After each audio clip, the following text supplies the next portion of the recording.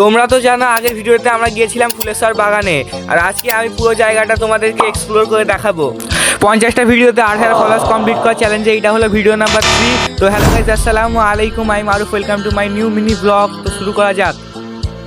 তোমরা তো দেখেছো আগের ভিডিওতে আমি এসেছিলাম ফুলেশ্বর বাংলা বাড়িতে, আর এইটা হলো তার সেকেন্ড পার্ট। আর গাইস, আগের ভিডিওতে এত ভিউজ উঠেছে আমার সারা রাত ঘুম হয়নি। ওইসব কথা বাদ দাও, তো ফুলেশ্বর বাংলা বাড়িতে এন্ট্রি নিয়ে তোমরা দেখতে পাবে অনেক ফুলের গাছ, জাস্ট গ্রিন গ্রিন।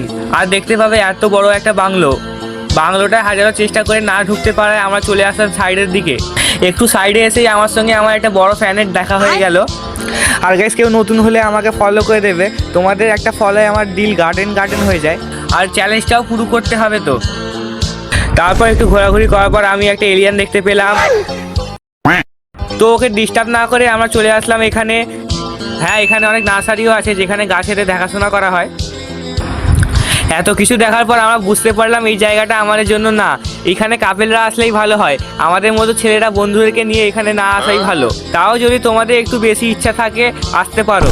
তো ফুলেশ্বর বাংলা বাড়ি থেকে 500 টাকার দামি সময় নষ্ট করে আমরা বেরিয়ে পড়লাম ফুলেশ্বর গঙ্গার ধারের দিকে যাওয়ার জন্য। ফুলেশ্বর বাংলা বাড়ি ঠিক উল্টোর দিকে আছে গঙ্গার ধার, যার নাম বিবির চড়া। তারপর একটা রোলস রয়েস নিয়ে আমরা যাচ্ছিলাম বিবির চড়ার দিকে। তো 5 মিনিট 20 সেকেন্ড পর আমরা টুকটুক করে চলে আসলাম এইখানে। আবার সেই দিনে গাইস বৃষ্টিও হয়েছিল, তাই দেখতেই পাচ্ছ ফুক কদম রাখনা পড়েগা। তারপর এখানে একটু টাইম কাটানোর পর আমরা রওনা দিলাম ঘরে যাওয়ার উদ্দেশ্যে। তো দেখা হচ্ছে তোমাদের সঙ্গে নেক্সট কোনো মিনি ব্লগে। তো আল্লাহ হাফিজ।